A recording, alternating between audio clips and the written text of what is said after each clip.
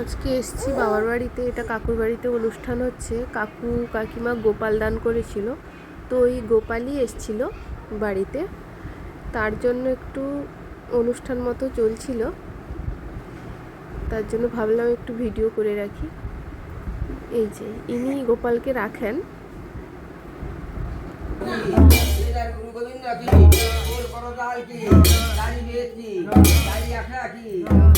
আজকের ভক্ত কি ভক্ত দাতা কি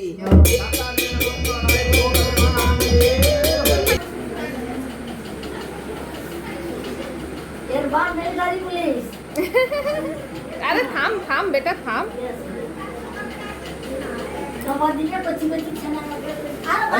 আরে বাকি বাকি ধৈর্য ধরতে হবে। বসে পড়ো বসে পড়ো। এত অধৈর্য।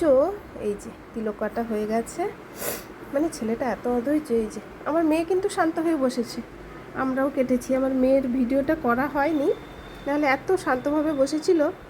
তারপরে এই যে একদম খেতে বসে গেছি।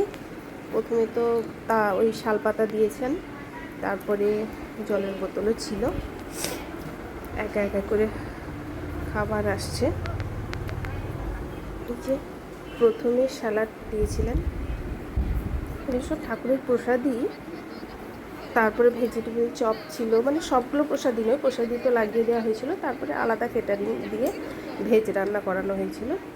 এই যে কাসুন্দি ছিল, এমন বেশ কাসুন্দি ঠিক নয়, বেশ সস আর কাসুন্দি মাখিয়ে বেশ চাটনিটা খুব ভালোই ছিল।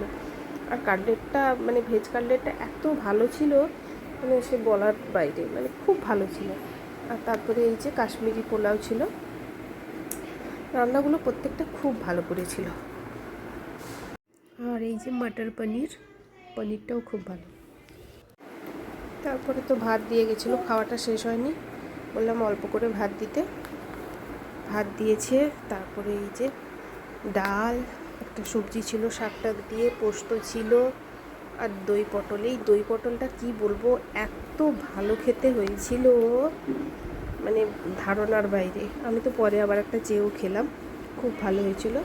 আর এইটা হচ্ছে ফুলকপি দিয়ে বড়া দিয়ে একটা, ওই ফুলকপির রেজালা টাইপের একটা কেমন একটা হয়েছিল, খুব ভালো হয়েছিল।